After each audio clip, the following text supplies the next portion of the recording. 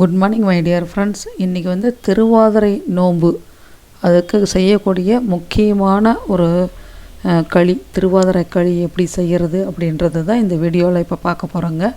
இது வந்து கணவனுடைய ஆயுள் ஆரோக்கியம் நீடித்து இருக்கணும் அப்படின்றதுக்காக திருமணமான பெண்கள் அந்த தாலி சரடுக்கோசரம் நம்ம பிரார்த்தனை செய்து கொண்டு இருக்கிற நோன்பு இதுங்க. மார்கழி மாதத்தில் வரக்கூடிய பௌர்ணமி தினத்தன்று திருவாதிரை நட்சத்திரம் இது மூணும் பொருந்தி இருக்கிற நாள் தான் திருவாதிரை நம்ம நடராஜருக்கு அபிஷேகம் பண்ணுற நாளுங்க. இதில் வந்து வைணவர்கள் வந்து நடராஜர் அபிஷேகம் முடிஞ்சதுக்கப்புறம் நோன்பு எடுப்பாங்க. சைவர்கள் வந்து உங்களுக்கு நாளே பௌர்ணமி என்னைக்கு நைட்டில் இருக்கோ இரவு நேரத்தில் வர்ற பௌர்ணமி அன்னைக்கு விரதம் எடுத்து சுவாமி கும்பிடுவாங்க. அதில் வந்து இந்த திருவாதிரை களி ரொம்ப இம்பார்ட்டன்ட். அது வந்து எல்லாருக்கும் கட்டி இல்லாத அழகாக வர்றதே சிரமம் அப்படின்றது ஒரு பெரிய சேலஞ்சிங் பாயிண்ட்டாக பெரியவங்களே பாட்டிமார்களே சொல்லி கேள்விப்பட்டிருக்கிறதுங்க. அந்த திருவாதிரை களி கட்டி இல்லாமல் அழகாக அருமையாக விரைவில் நம்ம குக்கரில் வச்சு கவலையே இல்லாத செஞ்சு இறக்குறது எப்படி அப்படின்றத தான் நம்ம இந்த வீடியோவில் பார்க்க போகிறோங்க. இந்த விரதத்துடைய மகிமைகள் நான் இந்த வீடியோவுடைய லாஸ்ட்டில் சொல்கிறேன் என்னென்ன செஞ்சு வைக்கணுன்றது. இப்போ நம்ம களி எப்படி செய்கிறதுன்றதை பார்க்கலாங்க. உங்களுக்கு தேவைப்படக்கூடிய டிப்ஸ் நிறைய இருக்குங்க. ப்ளீஸ் வீடியோவை ஸ்கிப் பண்ணாத பாருங்கள். அதுக்கு முன்னாடி நம்ம சேனலை ப்ளீஸ் சப்ஸ்கிரைப் பண்ணிவிடுங்க. இதற்கு தேவையான பொருட்கள்னு எடுத்துக்கிட்டிங்கன்னா இட்லி அரிசி, எந்த அரிசி வேணாலும் இருக்கலாம், IR60 இல்லை வந்து குருவ அரிசி. நம்ம இட்லி அரிசியில் எந்த அரிசி நம்ம யூஸ் பண்ணுறோமோ அந்த அரிசியை எடுத்து ஆட்டிக்கணுங்க. அப்படி இல்லை பச்சரிசியில் செய்கிறவங்களா இருந்தாலும் பச்சரிசியை எடுத்துக்கலாங்க.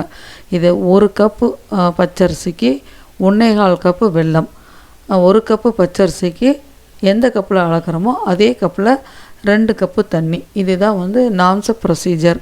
இப்போ வந்து இதுக்கு தகுந்த மாதிரி நீங்கள் மல்டிபிள் பண்ணிக்கிட்டு எடுத்துக்கலாங்க. இப்போ 1 கப்பு பச்சரிசியை நல்லா ஊற வச்சு கிரைண்டர்லேயோ மிக்சிலேயோ அளவு கம்மியாக இருந்தால் மிக்சியில் அரைச்சிக்கோங்க, அளவு அதிகமாக இருந்தால் கிரைண்டரில் அரைச்சிருங்க. அப்போ தான் வந்து சூடு இல்லாத மாவு நல்லா இருக்குங்க. மாவு நல்லா கிரைண்டரில் எப்போ போல் இட்லி மாவு கரைக்கிற மாதிரி நல்லாவே தண்ணி விட்டு அரைச்சி எடுத்து வச்சுக்கலாங்க. இப்போ ஒரு குக்கரில் செய்கிறது தான் பெஸ்ட்டு.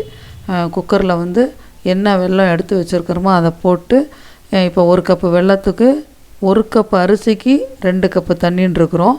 ஆனால் வெல்லம் வந்து முன்னாடி இருக்கிற வெல்லம்லாம் நல்லா ஸ்வீட்டாக இருக்கும், 1க்கு 1 போடலாம். இப்போ கொஞ்சம் ஸ்வீட் கம்மியாக இருக்கிறதுனால 1க்கு 1.5 போடுறது தான் கரெக்டாக இருக்குங்க. இப்போ 1 கப்பு பச்சரிசிக்கு 2 கப்பு தண்ணி. அந்த தண்ணியை இந்த வெல்லத்தில் ஊற்றிடணுங்க. அரிசியில் ஊற்றுறத விட வெல்லத்தில் ஊற்றிடணும்.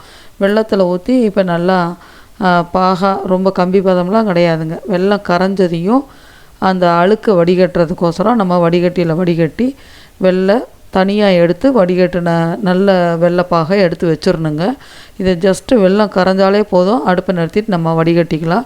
இந்த தூசெல்லாம் ரிமூவ் பண்ணிவிட்டு இப்போ அதே குக்கரை நல்லா கழுவிட்டு வச்சு இந்த வடிகட்டின சுத்தமான வெள்ளைப்பாக அதில் நம்ம விட்டுட்டு இப்போ வந்து அந்த அரிசி மாவு இருக்குது பார்த்திங்களா, தண்ணியோடு சேர்த்து நம்ம ஆட்டின அரிசி மாவு அது வந்து அப்படியே கொஞ்சம் கொஞ்சமாக விட்டு இந்த வெள்ளைப்பாகில் கரைச்சிக்கிட்டே வரணுங்க. கொஞ்சம் கொஞ்சமாக விடும்போதே உங்களுக்கு அந்த கட்டி இல்லாத நீட்டாக வந்துடும், கரைச்சிடலாம் உங்களுக்கு. இது வந்து ட்ரை மாவை கொட்டினா தான் பயம். இப்போ நீங்கள் ஆட்டி தண்ணி கலந்த மாவை கொட்டும் போது எங்கேயுமே கட்டி வராது, நீங்கள் ஃப்ரீயாக கரைக்கலாம். அப்படியே இன்கேஸ் 1-2 சின்ன பபுள்ஸ் வந்ததுன்னா கூட நீங்கள் அடுப்பை ஃபுல்லில் வச்சுக்கிட்டு கடன்னு ஒரு வந்து மத்தோ இல்லை வேறு ஏதாவது கரண்டி வச்சு நீங்கள் அமுத்துனீங்கனாலே உங்களுக்கு ஒரு சின்ன பிட்டு கூட கட்டி இல்லாத கரைஞ்சிரும், உங்களுக்கு அது சரியாயிடும். அதுக்கப்புறமே இந்த ஸ்டேஜ் வந்ததையும் அடுப்பை கம்மியில் வச்சிடணும், ஃபுல்லில் வைக்கக்கூடாதுங்க. இப்போ வந்து சீக்கிரத்தில் அடிப்பத்திரும். அடுப்பை கம்மியில் வச்சுக்கிட்டு நல்லா கெட்டியாகிற வரைக்கும் இப்போ நீங்கள் வீடியோவில் பார்க்குற ஸ்டேஜ் வந்துருச்சுன்னா இதுதான் கெட்டி ஆகிடுச்சு. இப்போ நீங்கள் இன்னொரு அடுப்பில் நீங்கள் கொஞ்சமாக நெய் விட்டுக்கிட்டு அதில் வந்து முந்திரி பருப்பு, திராட்சை, ஏலக்காய் இது 3 போடுறதுனா போடலாம். நான் இன்றைக்கி வந்து ஏலக்காயும் முந்திரி பருப்பு மட்டும்தான் போட்டிருக்கேன்.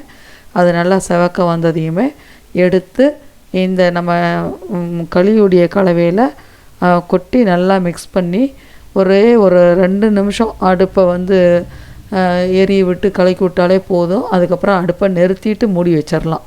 இப்போ என்ன பண்ணணுங்க, இந்த நெய் கலவையை கொட்டிட்டங்களா, இப்போ இந்த நெய்யும் அந்த களியும் சேர்ந்து நல்லா மிக்ஸ் ஆகிற அளவுக்கு நல்லா கலக்கிட்டு, இப்போ அடுப்பு எரிஞ்சிட்ருக்கு, நல்லா கலக்கிட்டு குக்கரை மூடி வச்சுட்டு மேலே வெயிட் போட்டுட்டு அடுப்பை நிறுத்திட்டு ஒரு அரை மணி நேரம் நம்ம வேறு வேலையெல்லாம் பார்த்துட்டு திறந்து பார்த்திங்கன்னா அவ்வளோ ஒரு பிரமாதமாக உங்களுக்கு களி ரெடியாக இருக்கும். ஒரு பிட்டு கூட அடிப்பத்தி இருக்காது, அப்படியே சீப்பாக எடுக்கலாம், அவ்வளோ அழகாக வரும். ரொம்ப பியூட்டிஃபுல்லாக இருக்கும். இந்த குக்கரில் செஞ்சு சாப்பிட்றதுடைய களி டேஸ்ட்டே நம்ம பயப்பட தேவையில்லை, அவ்வளோ அழகாக செஞ்சு முடிக்கலாங்க.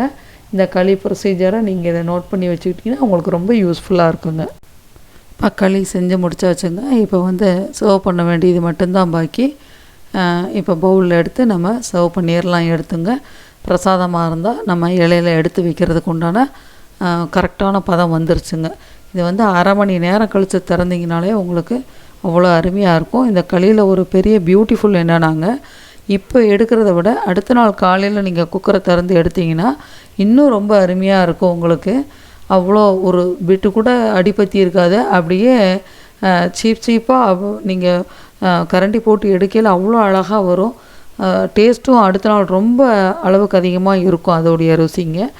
இப்போ வந்து ஒரு பவுலில் போட்டு திருப்பி நீங்கள் ஒரு பிளேட்டில் கவுத்துனீங்கன்னா அப்படியே சக்கரை பொங்கல் எப்படி நீங்கள் ஒட்டாத அந்த நெய்யுடைய இதில் விழுமோ அதே மாதிரி உங்களுக்கு அழகாக வரும். உங்களுக்கு இந்த திருவாதிரை களிங்கிறது அவ்வளோ முக்கியமான ஒரு விரதத்தன்னைக்கு செய்யக்கூடிய ஒரு பதார்த்தங்க, பட்சணம். இப்போ வந்து இந்த சுவாமி கும்பிட்றதுடைய பர்பஸ்ஸு, சுவாமி கும்பிட்றது என்ன அப்படின்றத லாஸ்ட்டாக சொல்லியிருந்தேன் இல்லைங்களா, அதுதான் இது. சுமங்கலிங்க அன்னைக்கு திருவாதிரை அன்னைக்கு விடியற் காலையில் 6 மணிக்கு முன்னாடி நம்ம வந்து என்ன பட்சணம் நம்மளால் செஞ்சு சாப்பிட முடியுதோ சாப்பிட்டாச்சு அப்படின்னா அன்னைக்கு பகல் முழுவதும் எந்த விதமான ஆகாரமும் கிடையாதுங்க. ஃபுல் டே விரதம் இருந்து மாலை 6 மணிக்கு மேலே இந்த விரதத்தை முடிக்கிறதுக்கு இந்த சுவாமி கும்பிட்டு களி செஞ்சு பிரசாதமாக வச்சு கும்பிட்றது தான் திருவாதிரை பண்டிகைங்க. இப்போ இந்த களி கூட என்னென்ன செய்யலான்னா, பருப்பு கடைஞ்சி வைப்பாங்க, அவரைக்காயும் மொச்சக்கொட்டையும் போட்டு பொரியல் பண்ணுவாங்க, ஒரு புளிக்குழம்பு வைப்பாங்க. அந்த புளிக்குழம்புல 21 காய்கறிகள் அல்லது 27 காய்கறிகள் கண்டிப்பாக இருக்கணுங்க.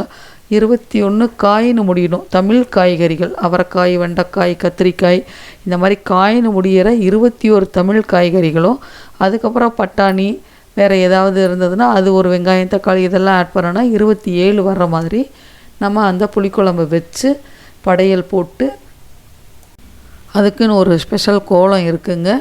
நான் நெக்ஸ்ட் டைம் உங்களுக்கு இன்னும் கொஞ்சம் ப்ரொசீஜராக சொல்லும் போது அந்த கோலத்தோடு சேர்த்து நான் உங்களுக்கு சொல்கிறேன்.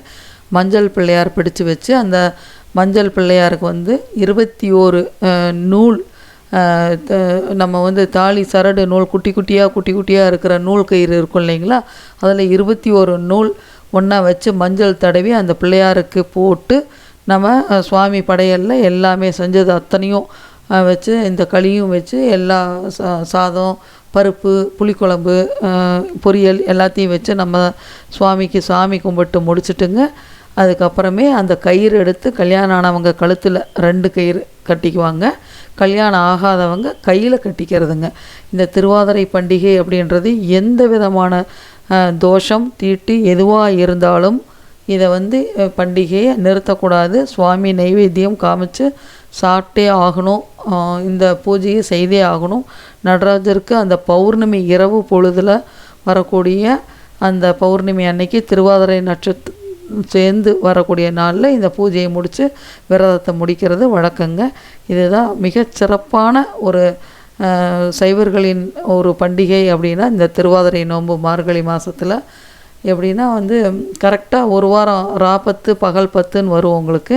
அதில் வந்து இந்த திருவாதிரை நோன்பு இரவில் சாமி கும்பிட்றதில் வரும், பகலில் சாமி கும்பிட்றதால தான் வைகுண்ட ஏகாதசி நமக்கு வர்றதுங்க. இது ரெண்டுமே மார்கழி மாதத்தில் வர்றதுனால மிகவும் சிறப்பான பண்டிகை. இதை நீங்கள் நோட் பண்ணி வச்சுக்கோங்க, உங்களுக்கு ரொம்ப யூஸ்ஃபுல்லாக இருக்கும். நீங்கள் வந்து சுமங்கலிகள் எந்த ஒரு கம்யூனிட்டி சேர்ந்தவங்களாக இருந்தாலும் சரி, தன்னுடைய கணவனுக்காக அவருடைய ஆயுள் ஆரோக்கியத்துக்காக நம்ம இருக்கக்கூடிய ஒரே பண்டிகை இந்த திருவாதிரை பண்டிகை தான். இதை நீங்கள் இப்போ விட்டுட்டிங்கனாலும் அடுத்த வருடத்துலேருந்து நீங்கள் செய்து நல்லபடியாக அவங்களுடைய குடும்பம் சுபிட்சமாக ஆரோக்கியமாக சந்தோஷமாக இருக்கணுன்றது என்னுடைய ஆசைங்க. ப்ளீஸ் இந்த வீடியோ உங்களுக்கு பிடிச்சிருந்துன்னா உங்களுடைய ஃப்ரெண்ட்ஸுக்கு ஷேர் பண்ணுங்கள், லைக் பண்ணுங்கள், நம்ம சேனலை சப்ஸ்கிரைப் பண்ண மறக்காதீங்க. தேங்க்யூ.